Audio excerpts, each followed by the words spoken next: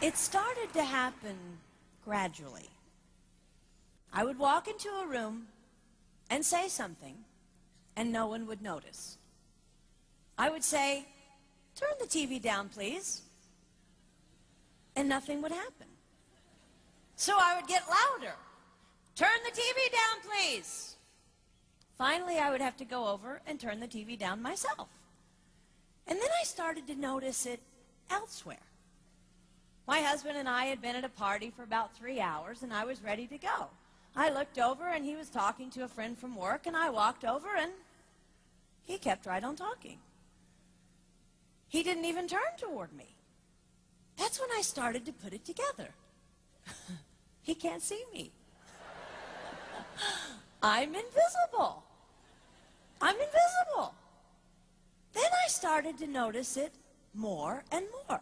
I would walk my son to school, and his teacher would say, "Jake, who's that with you?" And my son would say, "Nobody." Granted, he's just 5, but nobody? One night, a group of us gathered, and we were celebrating the return of a friend from England. Janice had just taken this fabulous trip, and she was going on and on about the hotel she stayed in. And I was sitting there looking around at the other women at the table. I'd put my makeup on in the car on the way there. I had on an old dress because it was the only thing clean, and I had my unwashed hair pulled up in a banana clip, and I was feeling pretty darn pathetic. And then Janice turned to me, and she said, "I brought you this." It was a book on the great cathedrals of Europe. I didn't understand. And then I read her inscription. She wrote, "With admiration for the greatness of what you are building when no one sees." You can't name the names of the people who built the great cathedrals. Over and over again, looking at these mammoth works, you scan down to find the names, and it says, "Builder, unknown, unknown, unknown." They completed things not knowing that anyone would notice. There's a story about one of the builders who was carving a tiny bird inside a beam that would be covered over by a roof. And someone came up to him and said, "Why are you spending so much time on something no one will ever see?" And it's reported that the builder replied, "Because God sees." They trusted that God saw everything. They gave their whole lives for a work, a mammoth work, they would never see finished. They showed up day after day. Some of these cathedrals took over 100 years to build. That was more than one working man's lifetime. Day after day. And they made personal sacrifices for no credit. Showing up at a job they would never see finished, for a building their name would never be on.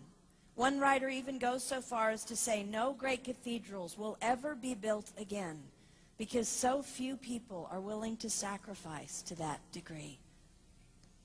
I closed the book, and it was as if I heard God say, "I see you.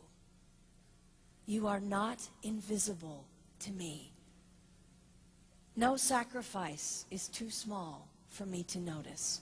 I see every cupcake baked, every sequin sewn on, and I smile over every one.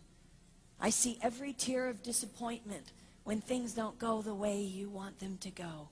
But remember, you are building a great cathedral. It will not be finished in your lifetime, and sadly, you will never get to live there. But if you build it well, I will."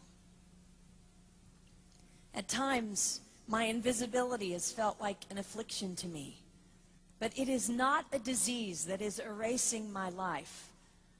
It is the cure for the disease of self-centeredness. It is the antidote to my own pride.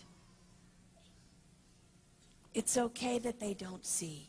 It's okay that they don't know. I don't want my son to tell the friend he's bringing home from college, "You're not going to believe what my mom does. She gets up at 4 in the morning and she bakes pies and hand bastes a turkey and she presses all the linens."